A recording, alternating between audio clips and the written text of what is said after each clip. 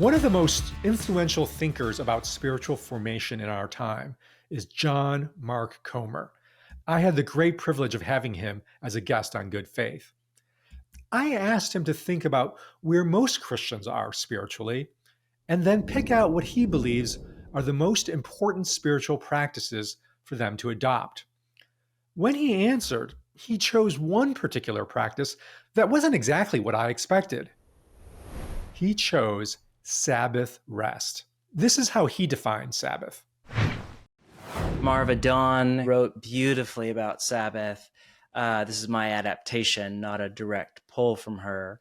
But I think that biblically there are about 4 kind of movements to the Sabbath, and they are stop, rest, delight, and worship. Stop, the word Shabbat, the Hebrew word for Sabbath, most literally means stop or cease. And so it's like you're stopping, you're ceasing from labor. And again, there's centuries and millennia now of healthy thought about the Sabbath. You don't just stop your labor, you stop even thinking about labor. You stop not just worrying, but even wanting. That's why there are prohibitions against buying and selling on the Sabbath. But it's a day to stop. I think our modern society is indeed so consumed with work. Annie Dillard famously said, "How we spend our days is, of course, how we spend our lives." In fact, the average person will spend 90,000 hours at work over a lifetime, or 1,757 hours on the job annually. It's clear that we need some kind of guardrail against just giving our souls over to work. I asked John Mark if Sabbath was only preventative, like it was just meant to stop you from unhealthily working too much. He pointed out that Sabbath was meant proactively. It is part of God's positive vision for our spiritual health.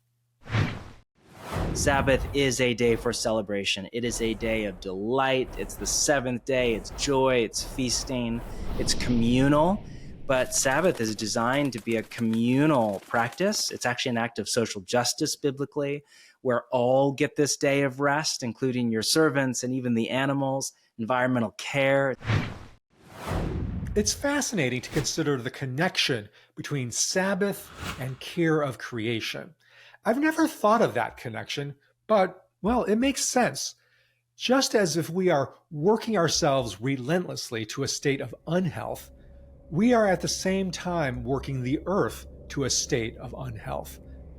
We are meant to act as stewards of creation. Stewards take care of what's been entrusted to them. So we're not just supposed to exploit and use the earth. Genesis 2:15 emphasizes that we were put in the world to, as the passage says, work it and take care of it. And because our work is tied to care of creation, it follows if we exhaust ourselves in our own work, we're going to exhaust creation. Practicing Sabbath is thus one way we obey God's mandate for humans. Sabbath also reflects God's character because according to the Genesis creation account, God himself practiced and modeled for humans a Sabbath. It says, by the 7th day, God had finished the work he had been doing. So on the 7th day, he rested from all his work. Then God blessed the 7th day and made it holy, because on it, he rested from all the work of creating that he had done. In addition to creation, care, and rest, another crucial way that we humans are meant to reflect God's character is through the act of worship. And then the last category would be worship. This is not just a day to chill and wear your PJs and have a good time and count your blessings. It is ultimately a day that is set apart. It's a holy day in the language of Scripture. And holy is less of a moral word and more of a relational word biblically. The word quite literally means separate from or dedicated to. So a holy day is a day that is dedicated to life with God. And I even find that there's a kind of a natural psychosomatic movement through. These are not like, it's not a linear 4-step formula of stop, rest, delight, worship.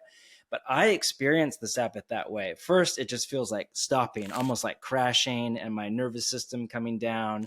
Then I rest, I sleep for a long time. I'm normally just really tired at first. And then about halfway through, depending on how exhausting my week was, I just find joy coming back to my heart. I find myself just more and more happy and going on walks and looking at the trees and celebrating the birds. And then that naturally turns into gratitude, into worship, into praise. So, after listening to John Mark and going deeper on what Sabbath can mean and look like in each of our lives, I have some questions for you. Number one, are you currently practicing Sabbath? If not, what's preventing you? Number two, what are you filling your Sabbath day with? Number three, what communal practices define your Sabbath? And finally, number four, what does your worship look like on your Sabbath?